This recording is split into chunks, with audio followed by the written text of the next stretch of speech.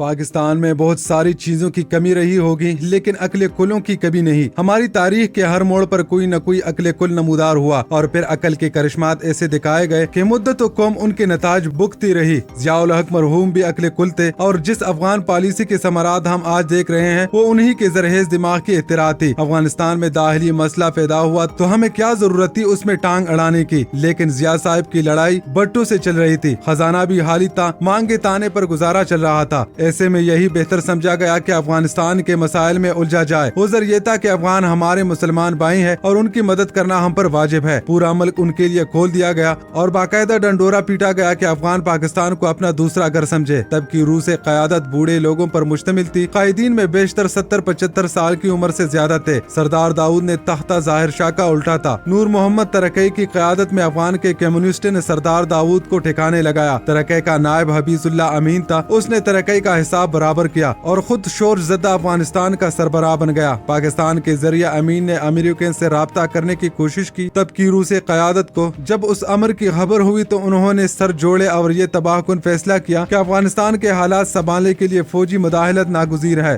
یوں 1 لاکھ کے قریب روسی فوجی افغانستان میں داخل ہوئے۔ امریکہ نے اس صورتحال کو غنیمت جانا اور روسیوں کے خلاف ایک عالمی محاذ کھڑا کرنا شروع کر دیا، اور چونکہ اورو کی ڈیوٹی پر پاکستان ہمیشہ تیار رہتا ہے، تب کے عقل کل ضیاء الحق صاحب نے پاکستان کو افغانستان کی آگ میں جھونک دیا۔ ہمیں ڈالر اور ریال ملنا شروع ہوئے اور فوجی ساز و سامان بھی ملنے لگا۔ تب کے عقل کلوں نے یہی سمجھا کہ وہ بڑے عقل مند ہے اور انہوں نے بہترین فیصلہ کیا ہے۔ ان واقعات کو 45-46 سال ہو گئے ہیں، لیکن نہیں کہا جا سکتا کہ ہماری ایوان اقتدار میں آج بھی یہ احساس ہے کہ ہم نے اس زمانے میں کتنی فاحش غلطیاں کی۔ یہاں اقتدار میں رہنے والے ہندوستان کو اپنا بڑا دشمن سمجھتے تھے، لیکن ہمارے دماغوں میں یہ بات آج شاید آہستہ آہستہ رچ رہی ہو کہ اصل خطرہ تو ہمیں مغربی سرحد سے ہے، جہاں اسلامی اخوت اور بھائی چارے کے تمام خواب ہوا میں تحلیل ہوتے جا رہے ہیں۔ نام نہاد افغان جہاد کے سلسلے میں جن کو مجاہدین کہا جاتا تھا، ان کی ٹریننگ یہاں ہوتی تھی۔ ادھر ادھر کیمپ بنے ہوئے تھے جہاں یہ نیک کام چلتا تھا، ہتھیار ان کو ہمارے ذریعے جاتے تھے، وظیفے ہمارے بڑوں نے مختلف لیڈروں اور کمانڈروں کے لگائے ہوئے تھے، گولہ بارود وہاں چل رہا تھا اور لیڈروں کے خاندان پاکستان میں رہتے تھے، ان کا علاج معالجہ یہاں ہوتا تھا، مہاجرین کے کیمپ یہاں بنے ہوتے تھے اور تقریباً 30 سے 40 لاکھ افغانیوں کی مہمانداری اس دھرتی پر ہو رہی تھی۔ یہاں 12 بور گنے اور 3 رائفل استعمال ہوتی تھی۔ کلاشنکوف کا کسی کو پتہ نہ تھا، لیکن نام نہاد افغان جہاد کی مہربانی ہے کہ پاکستانی معاشرہ کلاشنکوف اور ہیروئن دونوں سے روشناس ہونے لگا۔ مجاہدین کے سگے ہم، طالبان کو کڑا کرنے والے ہم۔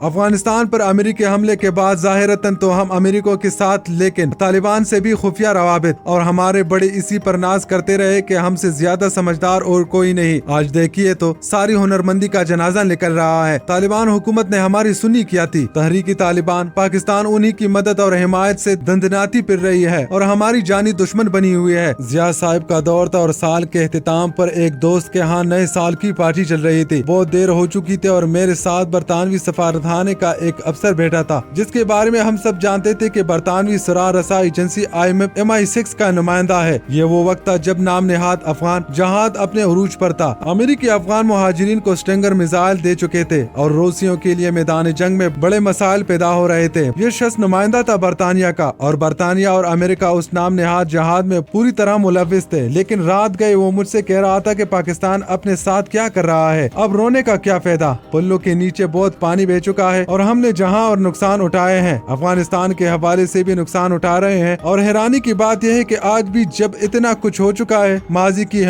کی حماقتوں کا صحیح ادراک اب بھی ہم سے نہیں ہو پا رہا۔ آج بھی آپ کو ریٹائرڈ اعلی افسر ملیں گے جو کہیں گے کہ نہیں ہم افغانستان میں مداخلت نہ کرتے تو روسیوں کا اگلا ٹارگٹ پاکستان ہوتا۔ عقل پر پردے پڑے ہو تو اس کا کیا علاج ہے؟ 1989 میں جب روسی فوج کا افغانستان سے احلا مکمل ہوا تو میں ماہنامہ ہیلڈر کی وساطت سے کابل گیا۔ تقریباً 1 ہفتے کا قیام رہا اور مجھے تب کے افغان حکمران نجیب اللہ سے انٹرویو کا موقع بھی ملا۔ روسی انحلا کے بعد کی صورتحال کا جائزہ لینے کے لیے مغربی میڈیا کی ایک پوری فوج کابل آئی ہوئی تھی۔ امریکی صحافی تو تب کی افغانستان کمیونسٹ حکومت کو برا بلا کہتے تھے، لیکن میرا ذاتی خیال تھا کہ پاکستان کے حکمرانوں میں اگر عقل ہو تو وہ نجیب اللہ کو سپورٹ کرے۔ وہ اس لیے کہ میری ناقص رائے میں پاکستان کے بہترین مفاد میں یہ تھا کہ افغانستان میں ایک سیکولر حکومت ہو، بجائے اس کے کہ مذہبی عناصر مسند اقتدار پر بیٹھے۔ ان خطوط پر ہیرلڈ میں نے 3-4 مضامین کا سلسلہ لکھا، لیکن کس نے ہماری سننی تھی؟ ہمارے جیسوں کو تو سرکاری حلقوں میں سرخ ہے،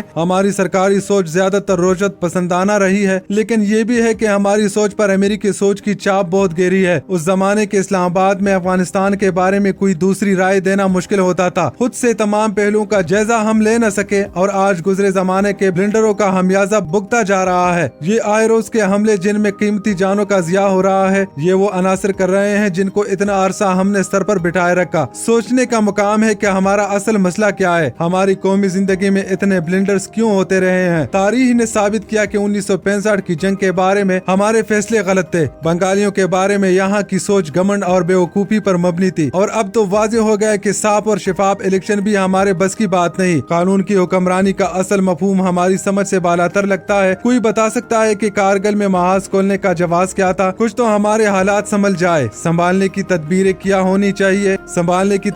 होनी चाहिए उसका तो मालूम नहीं, बस हालात की बेहतरी की दुआ ही की जा सकती है।